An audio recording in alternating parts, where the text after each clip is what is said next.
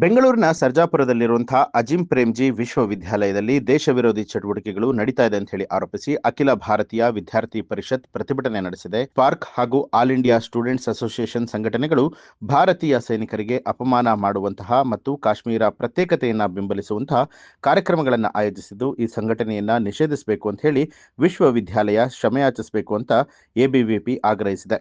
ಪ್ರತಿಭಟನೆ ತೀವ್ರಗೊಳಿಸಿದ ಹಾಗೆ ಪೊಲೀಸರು ಮಧ್ಯಪ್ರವೇಶ ಮಾಡಿ 21 ಎಬಿವಿಪಿ ಕಾರ್ಯಕರ್ತರನ್ನ ವಶಕ್ಕೆ ಪಡೆದುಕೊಂಡು ಆನೇಕಲ್ ನ್ಯಾಯಾಧೀಶರ ಮುಂದೆ ಹಾಜರುಪಡಿಸಿದ್ದಾರೆ. ಈ ವೇಳೆ ನ್ಯಾಯಾಧೀಶರು ಪ್ರತಿಭಟನಾಕಾರರಿಗೆ ಜಾಮೀನು ಮಂಜೂರು ಮಾಡಿ ಆದೇಶವನ್ನ ಹೊರಡಿಸಿದೆ. ಇನ್ನು ಅಜಿಂ ಪ್ರೇಮ್ಜಿ ವಿಶ್ವವಿದ್ಯಾಲಯದ ಮಾನ್ಯತೆಯನ್ನ ರದ್ದುಗೊಳಿಸಬೇಕು ಅಂತ ಹೇಳಿ ಆಗ್ರಹಿಸಿ ಎಬಿವಿಪಿ ಕೇಂದ್ರ ಗೃಹ ಸಚಿವ ಅಮಿತ್ ಶಾಗೆ ಪತ್ರ ಬರೆದಿದ್ದಾರೆ.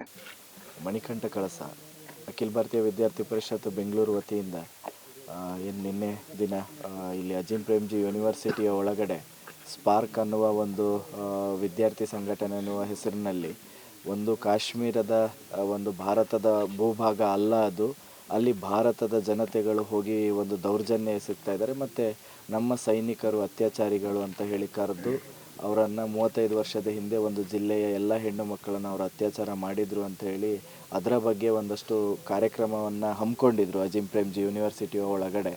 ಅದನ್ನು ವಿರೋಧಿಸಿ ಅಖಿಲ ಭಾರತೀಯ ವಿದ್ಯಾರ್ಥಿ ಪರಿಷತ್ನ ಕಾರ್ಯಕರ್ತರು ಯೂನಿವರ್ಸಿಟಿಯ ಮುಂಭಾಗದಲ್ಲಿ ಪ್ರತಿಭಟನೆ ಮಾಡಿದರು. ಮತ್ತು ಯೂನಿವರ್ಸಿಟಿಯ ಒಳಭಾಗದಲ್ಲಿ ಹೋಗಿ ಏನು ಕಾರ್ಯಕ್ರಮ ನಡೆಯುವ ಸ್ಥಳ ಇತ್ತು ಅಲ್ಲಿ ಪ್ರತಿಭಟನೆ ಮಾಡಿದಂಥ ಸಂದರ್ಭದಲ್ಲಿ ಅಲ್ಲಿಯ ವಿದ್ಯಾರ್ಥಿಗಳನ್ನು ಮುಂದಿಟ್ಟುಕೊಂಡು ಅಲ್ಲಿಯ ಒಂದಷ್ಟು ಎಡಪಂಥೀಯ ವಿಚಾರಧಾರೆಯವರು ನಮ್ಮ ಮೇಲೆ ಹಲ್ಲೆ ಮಾಡೋದಕ್ಕೆ ಪ್ರಯತ್ನವನ್ನು ಪಟ್ಟರು. ನಮ್ಮ ಕಾರ್ಯಕರ್ತರು ಅಸ್ವಸ್ಥ ಆಗೋ ರೀತಿಯಾಗಿ ಮಾಡಿದರು. ಆ ಸಂದರ್ಭದಲ್ಲಿ ಪೊಲೀಸ್ ಕೂಡ ಬಂದಂಥ ಸಂದರ್ಭದಲ್ಲಿ ಪ್ರಿವೆಂಟಿವ್ ಅರೆಸ್ಟ್ ಆಗಿ ನಮ್ಮನ್ನೇ ಅರೆಸ್ಟ್ ಮಾಡ್ಕೊಂಡು ಬಂದಿದ್ದರು. ನಂತರದಲ್ಲಿ FIR ಮಾಡಿ ಈಗ ಸುಮಾರು ಮಧ್ಯರಾತ್ರಿ 3:40 ಆಗಿದೆ. ಈ ಸಂದರ್ಭದಲ್ಲಿ ನಮ್ಮ 21 ಕಾರ್ಯಕರ್ತರು ಇದ್ವಿ, ನಾವು ಅವರನ್ನು ಬಿಡುಗಡೆ ಮಾಡುವಂಥದ್ದನ್ನು ಮಾಡಿದ್ದಾರೆ. ಸರ್ ನಾವು ಪ್ರತಿಭಟನೆಯನ್ನು ಸಾಮಾನ್ಯವಾಗಿ ಮಾಡಬೇಕಾದ್ರೆ ಯೂನಿವರ್ಸಿಟಿಯ ತಪ್ಪಿರೋದ್ರಿಂದ ನಾವು ಯೂನಿವರ್ಸಿಟಿಯ ಬೋರ್ಡಿಗೆ ಕಪ್ಪು ಮಸಿಯನ್ನು ಬೆಳೆಯೋದಂಥದ್ದನ್ನು ಮಾಡಿದ್ವಿ. ಅದಾದ ನಂತರ ಒಳಗೆ ಹೋದ ನಂತರ ಅಲ್ಲಿದ್ದಂಥ ಒಂದಷ್ಟು ವಾಚ್ಮ್ಯಾನ್ಗಳನ್ನು ಬಳಸ್ಕೊಂಡು ವಾಚ್ಮ್ಯಾನ್ಗಳ ಹತ್ರ ನಮ್ಮ ಮೇಲೆ ಹಲ್ಲೆ ಮಾಡೋ ರೀತಿ, ನಮ್ಮನ್ನು ತಳ್ಳಾಡೋ ರೀತಿಯಾಗಿ ಬಂದರು. ಮತ್ತು ಅಲ್ಲಿರುವ ಸ್ಟಾಫ್ಗಳು ಒಂದಷ್ಟು ಜನ ವಿದ್ಯಾರ್ಥಿಗಳಿಗೆ ಹೇಳಿ ನೀವುಗಳು ಹೋಗಿ ನೀವು ಅವರಿಗೆ ಹೊಡೀರಿ ನೀವು ಅಂತ ಹೇಳಿ ಕಳಿಸೋ ಮಾಡಿದ್ದಾರೆ.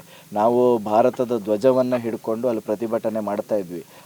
ಅಶ್ಲೀಲ ಸನ್ನೆಯನ್ನು ತೋರಿಸುವಂಥ ಕೆಲಸವನ್ನು ಅಲ್ಲಿಯ ವಿದ್ಯಾರ್ಥಿಗಳು ಮಾಡಿದ್ದಾರೆ. ಹಾಗೆಯೇ ನಮ್ಮನ್ನು ಪೊಲೀಸರು ಕರ್ಕೊಂಬರುವಂಥ ಸಂದರ್ಭದಲ್ಲೂ ಕೂಡ ವಿದ್ಯಾರ್ಥಿಗಳಿಂದ ಚಪ್ಪಲನ್ನು ಎಸೆಸುವಂಥ ಕೆಲಸವನ್ನು ಮಾಡಿದ್ದಾರೆ. ನಂತರದಲ್ಲೂ ಕೂಡ ಅಲ್ಲಿ ದೇಶ ವಿರೋಧಿ ಘೋಷಣೆಗಳನ್ನು ಕ್ಯಾಂಪಸ್ನಲ್ಲಿ ಹಾಕುವಂಥದ್ದನ್ನು ಮಾಡಿದ್ದಾರೆ.